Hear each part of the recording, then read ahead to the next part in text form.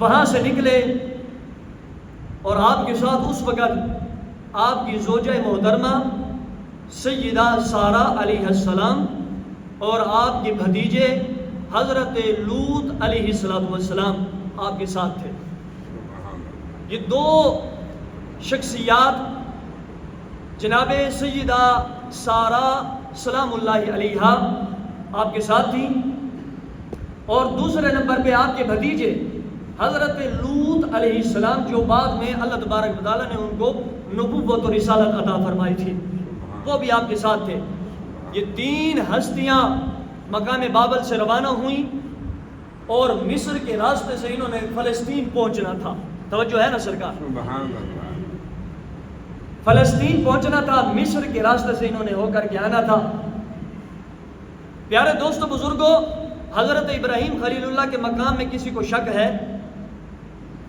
حضرت ابراہیم خلیل اللہ علیہ السلام کے نبیوں کی صف میں بڑا قد ہونے پر کسی کو شک ہے؟ نہیں. سبحان اللہ. اولو العزم انبیاء میں سے بھی ہیں، آمین. جد الانبیاء بھی ہیں. آمین. پیارے دوستو بزرگوں، کئی عرصہ تبلیغ کرتے رہے، آمین.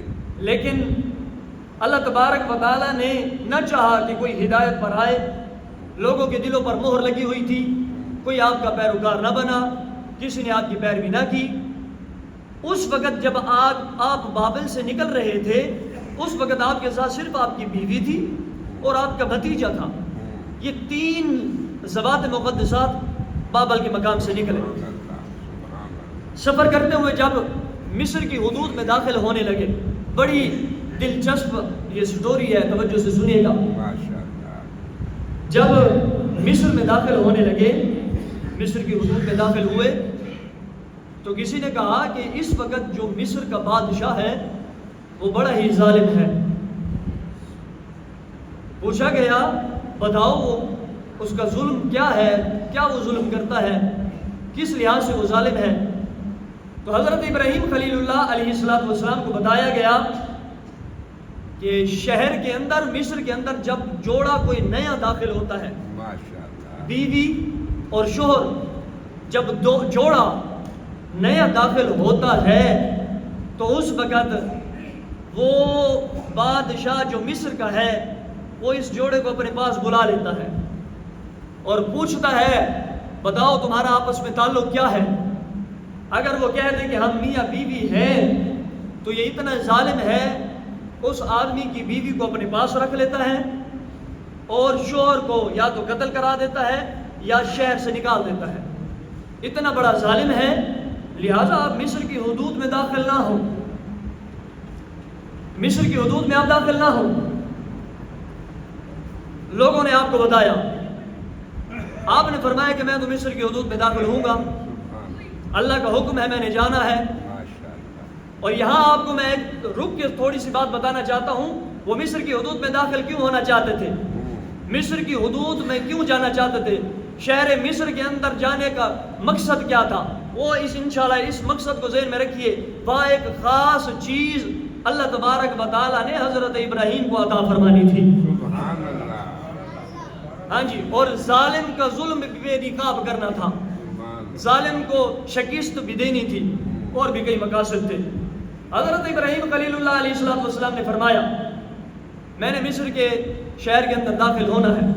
انہوں نے کہا جی ہم نے آپ کو بتا دیا ہے، آپ اپنی بیوی کو ساتھ لے کر جا رہے ہیں، لہذا جب وہ آپ سے پوچھے گا کہ آپ کے ساتھ کون ہے، اس کے ساتھ آپ کا تعلق کیا ہے، آپ نے اگر بتا دیا کہ آپ کی بیوی ہے تو وہ آپ کی بیوی کو اپنے پاس رکھ لے گا. اتنا ظالم ہے اور اتنا بدکار ہے، ظالم بھی ہے، بدکار بھی ہے. اور جو شوہر ہوتا ہے یا اس کو مار دیتا ہے یا شہر سے نکال دیتا ہے. یہ بات جب آپ کے علم میں آ گئی تو جناب اعلیٰ تاریخ میں آتا ہے، سیرت میں آتا ہے، حضرت سیدنا ابراہیم خلیل اللہ علیہ السلام شہر مصر میں جب داخل ہوئے تو اس بادشاہ نے اپنے کارندے شہر کے دروازے پر کھڑے کیے ہوئے تھے.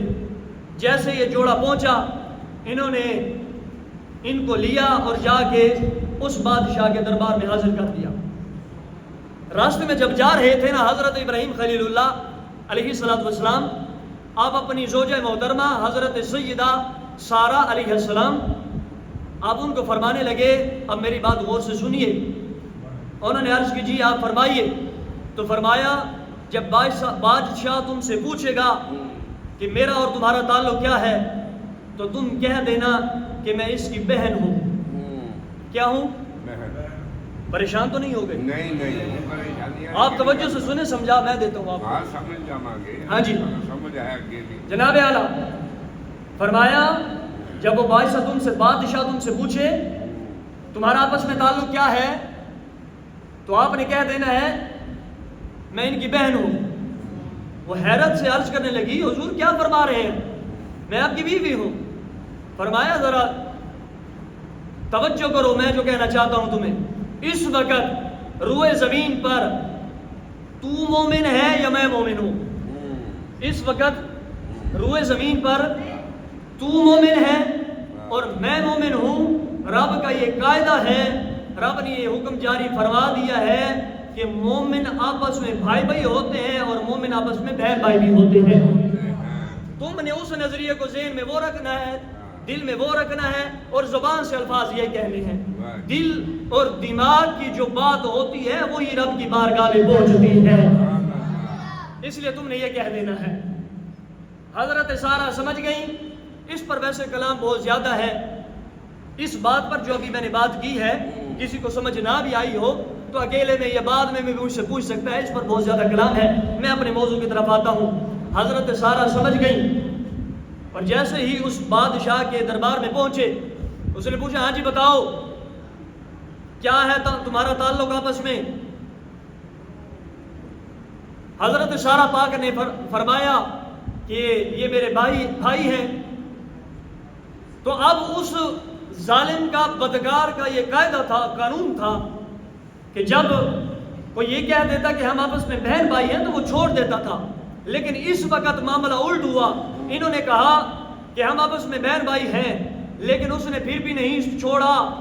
دوبارہ ان کو جانے نہیں دیا, ان کو مصر سے دونوں کو بھیج نہیں دیا جیسے کہ اس کی پہلے عادت تھی اور اس کا قانون تھا. اس نے کہا چاہے بہن بھائی ہو چاہے جو ہو, اے عورت میں تمہیں جانے نہیں دیتا. وجہ کیا تھی؟ اب ذرا توجہ سے سننا. وجہ کیا تھی؟ حضرت اما سارہ پاک کو اللہ تبارک و تعالیٰ نے اتنا حسن عطا فرمایا تھا, اتنا حسن عطا فرمایا تھا.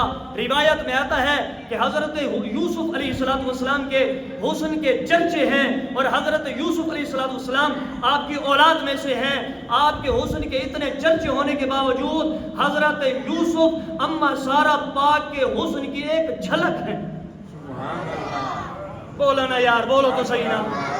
حضرت یوسف پاک کا حسن اتنا مشہور ہے لیکن اما پاک کے حسن کی ایک جھلک ہے حضرت یوسف علیہ السلام. اور جب جھلک کا یہ عالم ہے پیکر حسن و جمال کا کیا عالم ہوگا. ہاں جی, تو وہ بدل گیا. ویسے ہی بدکار تھا لیکن اس معاملے کے اندر اللہ تبارک و تعالیٰ نے حضرت ابراہیم پاک کو ایک عظیم چیز عطا فرمانا تھی. ہاں جی, اصل معاملہ یہ تھا, ایک عظیم چیز عطا فرمانا تھی. اصل معاملہ یہ تھا. اس نے کہا جی اس کو نکال دو, یہ جو اس کا بھائی ہے اس کو بھیج دو شہر سے باہر اور اس عورت کو میرے خاص کمرے میں پہنچاؤ. حکم کے مطابق, اس بادشاہ کے ظالم کے حکم کے مطابق بھیج دیا گیا خاص کمرے میں. یہ پہنچا. بی بی پاک نے فرمایا کہ مجھے غسل کرنے دو. اس نے کہا کر لو غسل. جب غسل کیا تو فرمایا کہ مجھے 2 رکعت نفل پڑھنے دو. اس نے کہا پڑھ لو. نفل پڑھی, دعا مانگی, یا اللہ تو نے مجھے ایک عظیم نبی کی عظیم بیوی بنایا ہے. عظیم نبی کی عظیم بیوی بنایا ہے اور تو ہی فرماتا ہے جب بھی کوئی مشکل آئے مجھ سے ہی مدد مانگو. یا اللہ میں نے پوری زندگی اپنی عفت کی, اپنی پاک دامنی کی حفاظت کی ہے اور تو نے مجھے توفیق پہلے بھی دی تھی, اب بھی میں دعا کرتی ہوں اس ظالم کے شر سے مجھے اور میری پاک دامنی کو محفوظ فرما. دعا مانگی, رب العالمین نے قبول کی.